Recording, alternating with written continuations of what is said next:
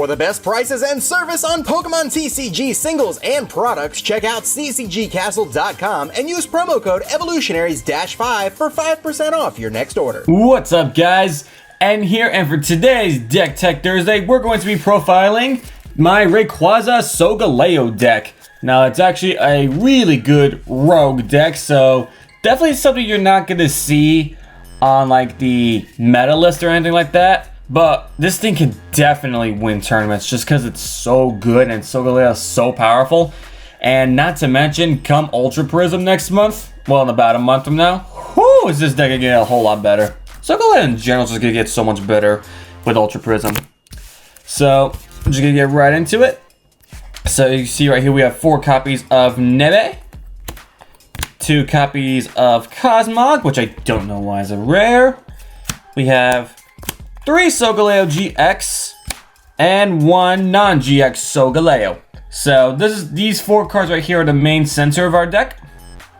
Solgaleo GX, as you all know, has 250 HP, Metal type, and pretty much just everything about this card is good. Its ability is good, Ultra Road, basically being able to switch one of your Pokemon with one of your bench. So amazing right there. Sunsteel Strike's gonna be the main attack we focus on. It costs 2 metal and a colorless, does 230 damage, but you have to discard all the energy from that Pokemon. But that's perfectly fine because we have many ways to get that energy right back onto the Solgaleo. And last but not least, it's its GX attack, Soul Burst GX. You set your deck for up to 5 energy cards and you attach them to your Pokemon any way you like.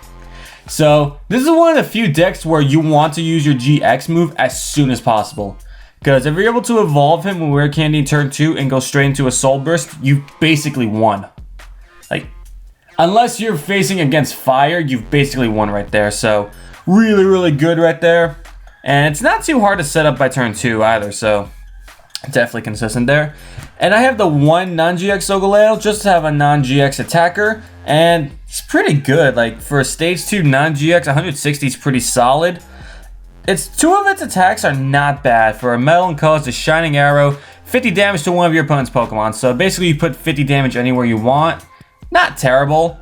Fangs of the Sun though, that's actually a really good one. 2 metal and a colorless is 170. But the Pokemon can't use it during your next turn. And that's perfectly fine. Because we have stuff like Ultra Road to reset it, stuff like that. And 170, put on a Choice Band, that's 200. You're knocking out almost everything in the game for just one prize attacker. So really, really good there. Alright, and the rest of the Pokemon we have here are just going to be helping to support them. So we have 2 copies of Rayquaza. Now this card came out in Guardians Rising, and it's not really a card too many people focus on, but it actually has some hidden potential. For a double colorless energy, it does 30 damage, Turbo Storm, and you attach 2 basic energy cards from your discard pile to one of your bench Pokemon. This is how the main way you're going to be getting back the energy you discard with Solgaleo's attack. But also we have another way to do that, and that is with the Registeel we just got in Crimson Invasion. We're not going to focus on the second attack because it really has no relevance here. The main focus is going to be the first attack, Turbo Arm. Does 30 damage and you attach any basic energy card from your discard pile to one of your bench Pokemon. So it's another way to help us accelerate energy, even though it's only 1 energy versus 2 with the Rayquaza. Rayquaza needs a double colors or 2 metal energy, while this one only needs 1 metal energy. So it's kind of a quicker way to excel energy. And last but not least, of course, we have 3 copies of Tapu Lele, arguably the best Pokemon in the game right now. Bench it, so to support her. Boom, you're good.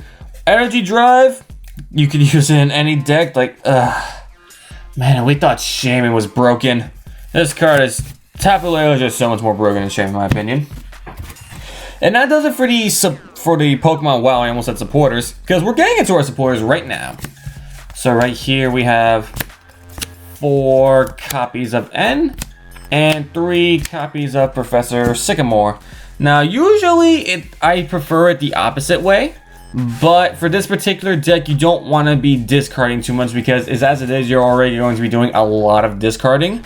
So, you don't want to like use extra discarding if it's not necessary. So this line always helps me out really good. But if you just want to add the 4 Sycamore just to increase your draw consistency, nothing wrong with that. And of course, for any evolution-based deck, we need 2 copies of Bridget. You basically, this is what's gonna help you fill up your Nebbies on the bench, or say your Rayquaza and Registeel to get them all on the bench. So yeah, broken supporter right there, man.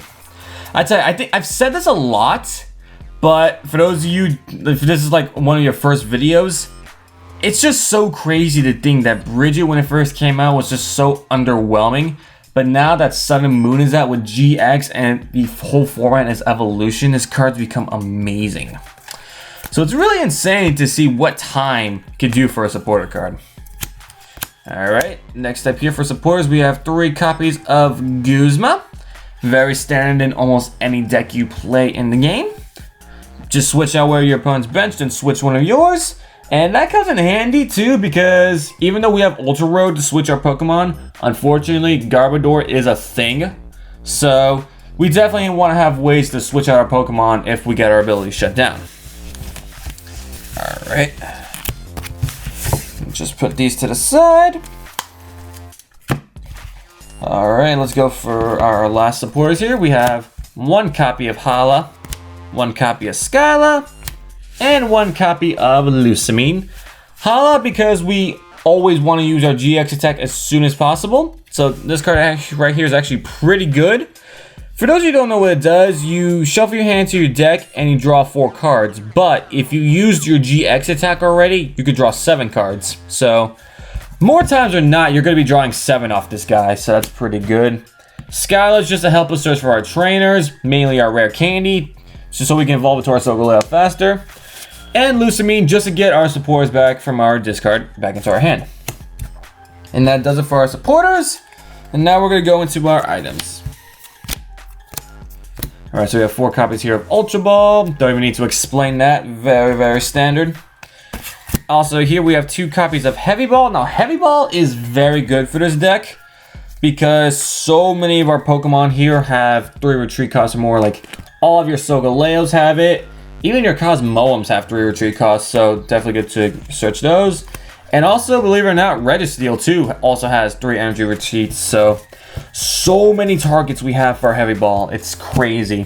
If you guys actually want to up your Heavy Ball count, that's perfectly fine. I personally find 2 works fine, but there is nothing wrong with upping this to 3, because so many search targets for it. And you don't even have to discard anything like Ultra Ball. You just play it and get it. So it's completely amazing. Alright, and since this is a stage 2 deck, of course we're going to be running 4 copies of Rare Candy. Can't do any more than that, and definitely can't do any less than that. Alright, 2 copies of Field Blower. Again, pretty standard reasons, just discarding tools from Garbodor, because ability shutdown is so annoying. That's probably one of the only things that can really beat this deck. And next up here we have 2 copies of Choice Band. Now the Choice Bands aren't really for our Solgaleos, but they can be against those really high HP Pokemon. Like for example, more times than not, you're either going to attach it to your Rayquaza, your Registeel, or sometimes your baby Solgaleo. But the only time you would ever attach it to him, if let's say you're going up against the Metagross matchup, that would be the only time I could think of that you would use a Choice Band, or anything else that has 250. Maybe a Lunala? Not for now, but when Ultra Prism comes out, maybe. I definitely want to see if I can make it work, but point is, for Choice Band isn't really for our Solgaleo GX, because we're already one-shotting just about everything. So the Choice Band is really just for all your support Pokemon, just to do that little extra damage. Alright. Next up for our recovery cards, we have 1 copy of Rescue Stretcher, 1 copy of Super Rod, and 1 copy of Max Potion. Now, since we're already discarding our energy like crazy and reattaching them with Rayquaza and Registeel, having Max Potion doesn't really hurt us at all. So, definitely good to heal up damage because 250, honestly, unless your opponent's playing Volcanion, there is no, or any fire type, there is no way they're going to one-shot a 250 Steel Pokemon. There's just no way. So, your Solgaleo takes some damage, Max Potion it, heal it up completely, and then your opponent is just rage quitting in their head because they did so much work to do that much damage to Solgaleo just for it to all be healed away. Alright.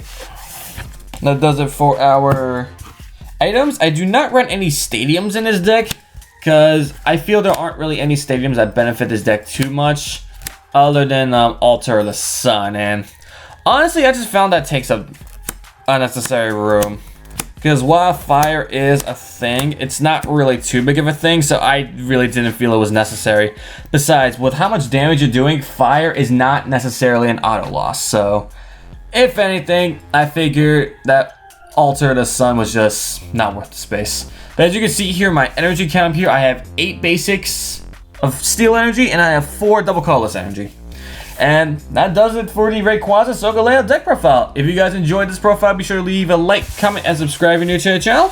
And come back tomorrow for Battle Frontier, where I take on Professor K's deck. I might have lost last time, but I don't plan on losing this time. I don't plan on losing. This deck has gotten me through a lot of good stuff. And hopefully it'll get me through this Battle Frontier Friday. So, take care everyone, have an amazing day, and come back tomorrow.